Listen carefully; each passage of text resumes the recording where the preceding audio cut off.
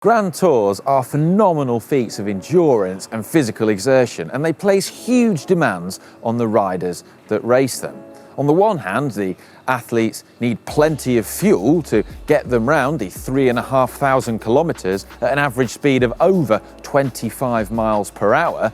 But on the other hand, they don't want to eat too much as to detrimentally affect their power to weight ratio, which is very important in cycling.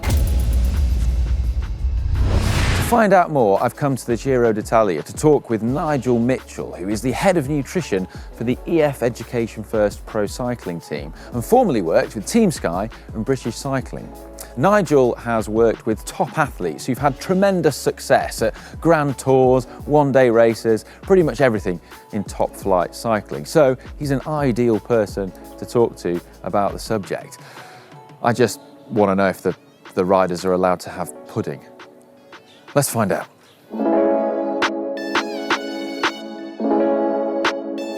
Good to see you, Nigel. Good to see you, Ollie. Yeah, so let's begin with the start of the day, okay. Breakfast. Right? What do the riders typically have at the start before the stage? Yeah, so on a normal sort of stage, a lot of people are surprised at how normal the diets, the food is that we do for the riders. I mean, we're so lucky because we have a fantastic chef with Olga, and she's a really key member of the team. She's really, really important. She's like one of the first people up and one of the last to bed. But it's super simple. We start off with porridge. We always have porridge. I love porridge. Always have porridge, and the way we tend to do it is it's just a very simple recipe that Olga uses, where it's just made with water. So it's just very simple, very traditional. That's the Scottish way, isn't it? Scottish way, yeah, but we don't pwe don't have whiskey and cream, which is, I think, more of a traditional Scottish one, or it is when I'm in Scotland anyway. So we have porridge, and we have omelettes.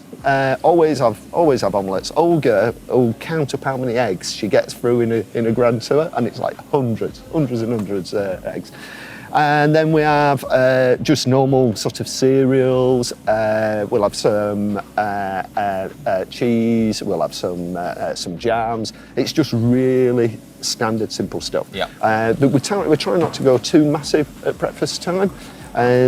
Mainly because if you do, you're just like swamping the system with lots and lots and lots of carbohydrate. And what you're wanting to do is just to be topping the system up. Right. But you're also wanting something in there that's going to take some time to digest. And that's why the eggs are great at breakfast, because the eggs are quite slowly digested. They also put some protein in the system so that when the riders are racing, it's helping the recovery as they're going Constantly helping the recovery. Yeah, but it's just really standard, simple foods. And people are always going, no, it can't be that easy. It can't be that simple. Is there a sort of amount of protein, carbohydrates, that kind of macro things that you're trying to hit? Yeah, so what we're looking for from a protein point of view is aiming for about 20 grams worth of protein, 20 to 30 grams worth, which you just easily get with the foods that they're having at breakfast. So, you know, a couple of egg omelette, the porridge that they're having, maybe a little bit of ham, that'll easily give them that 30 grams worth of protein. And from a carbs perspective, we're really looking at about 1 gram per kilogram of body weight. And again, that's easily it without having to go super detailed with it. Just by the porridge, bit of fruit, it's really simple for them to do it without them thinking about it. And that's really the idea. And some of the work I'll do with them is to try and think about those portions. Even if we're scaling up or down things like the carbohydrate, we like to try and keep the protein pretty constant at about, say, 20 to 30 grams at those meals. And you mentioned it's different for like a shorter stage, like a TT. Yeah. So how does that? Yeah. So TT, one of the really important things there, one of the critical things is stomach comfort, and obviously when you're on the skis, that's quite an extreme position. So the pre-race meal, what we'll tend to do is we work backwards. So depending when the time trials are, but typically if your time trials are at 2 o'clock, the guys will get up and they'll have their standard breakfast, but a little bit lighter portions.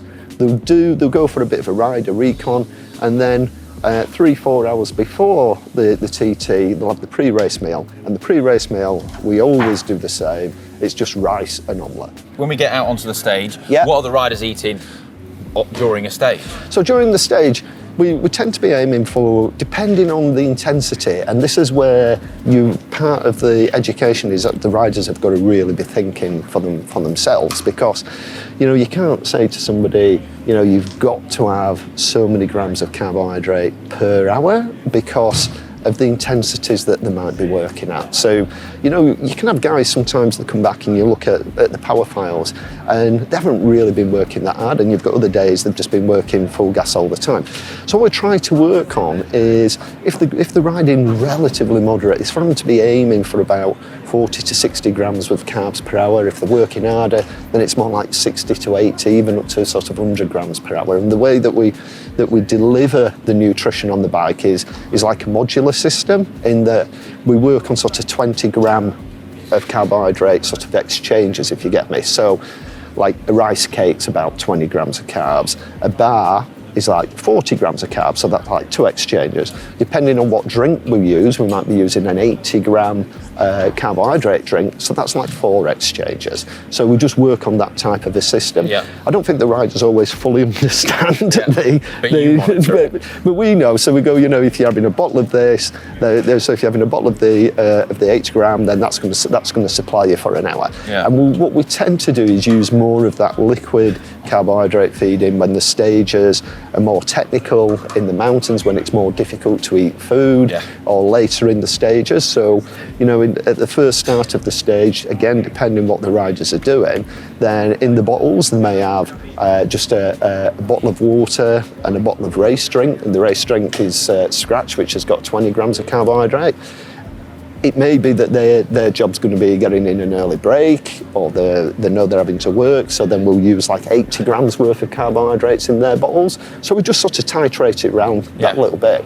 And we're very sort of standard with the race foods that we use. So we use a combination of commercial bars, and we also use like the rice cakes. That's the biggest, most popular and most effective race food that I think that there is out there. Yeah.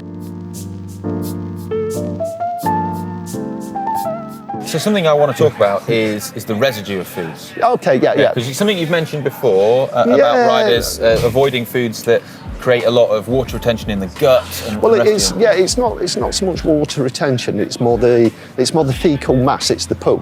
So basically, in our large bowel, and the bigger people are, then the more there is. So you can have a couple of kilos of fecal mass in the bowel, and you have to be quite careful because of the microbiome, the bacteria. It's important that we don't screw about with this too much. So what we sometimes will do for particular stages is, and we don't do it with all the riders all of the time, it's really when people are particularly going for something, and is that we'll support a low residue sort of plan. So this is just removing foods that the body doesn't really digest, but what we do is we still ensure that we get in some of the soluble fibre to help feed the bacteria. So we're not avoiding all fibre, but we're trying to avoid more of what we might think of the roughage that really forms like broccoli or something. Yeah, or wholemeal bread. Yeah. So it's a really simple type of diet which just tends to evolve around eating chicken and rice or fish and rice, and then we have vegetable juices that go alongside it. So easier to digest. Well, that's one of the other things with it is that especially as you get into the final week within a Grand Tour, the digestive systems are getting fatigued. Riders are eating big volumes of salad. A lot more than what normal people would eat, and so you can get some fermentation in the bowel with all of the fibre. So again, using things like the vegetable juices, it's a way of in effect concentrating the nutrients and removing a lot of the bulk. Just in your time since you've been involved in professional cycling and nutrition, how has it changed? Yeah, I mean, so I think there's been massive changes. I mean, I was quite lucky when I came into World Tour level cycling because I came into a team that were brand new.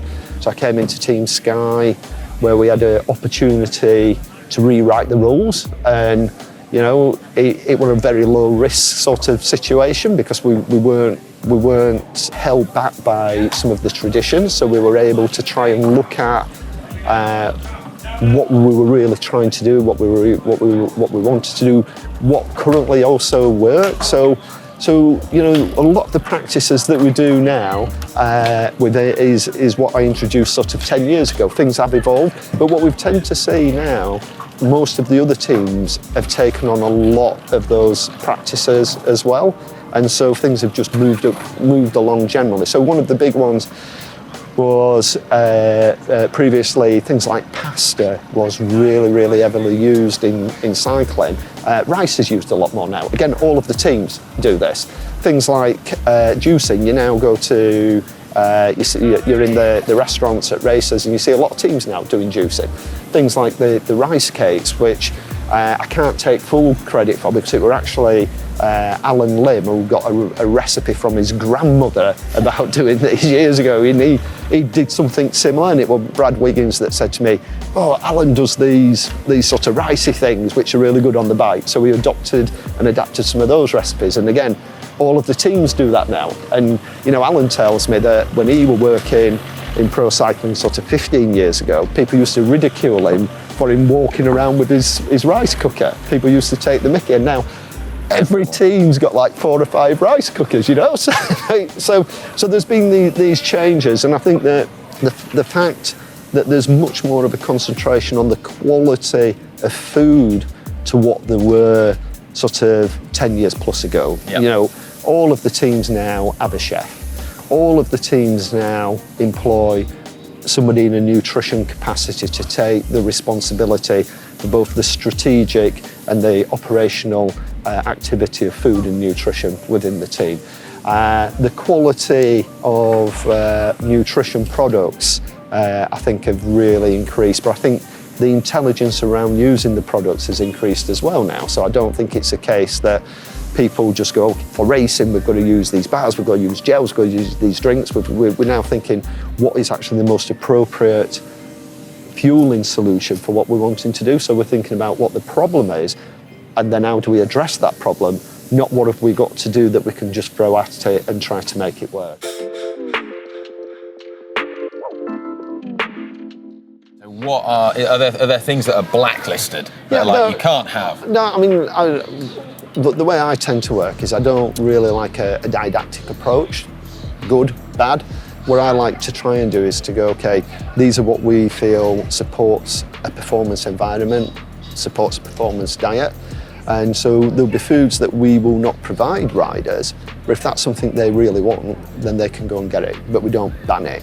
Yeah. If you know what I mean. So if a rider was sat there eating or drinking it, we won't judge them for it, but that's their choice. So I think the only one of the things that we do really avoid as a team, apart from on like the mountain stages, so just off the bike, we avoid things like soft drinks, you know, colas. They've been very popular in the past. Yeah, no, I mean they are super popular, but the reason that we avoid them is because these drinks have got a very low pH, and what we are trying to do throughout the race is protect the digestive system of the riders, and if we have a lot of acidic food, then it can affect how our digestive system works.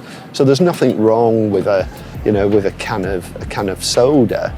But the reason we don't give it the riders is because what we're trying to do is to say this doesn't support what we're trying to achieve. Right. And so some of the riders, you know, when they get back to an hotel, they might go, oh, God, I really need a can, so they'll go get one. But you know, we don't provide it as a team. But we do use the little tins on mountain stages because that can be almost like a lifesaver mentally for some of the riders. So even though it doesn't support overall what we're doing, but in that situation, it's supporting the performance of the guys, and you know, there's only so much you can say you can't do. Yeah, right. Well, thank you very much, Nigel. Great talking to you as ever, and cheers, really interesting. Okay. Thanks a lot for that. Thanks to Nigel for his insight on what the pro riders eat there. I think it's really interesting, and I guess the take-home messages are they eat lots of variety, lots of real food that's easily digested, but also practical for when they're, you know, preparing things in strange places or out on the bike. It's also really interesting to see that the coaches and nutritionists look at the physical demands of each day, because the days are often different, and also the power data, and then tailor the food intake based on that. Now, well, I hope you found this video interesting and informative, and if you have, then please give it a thumbs up and subscribe to GCN if you haven't already. And to watch more videos on nutrition for cycling, then click on the EF Education First big pink truck behind me.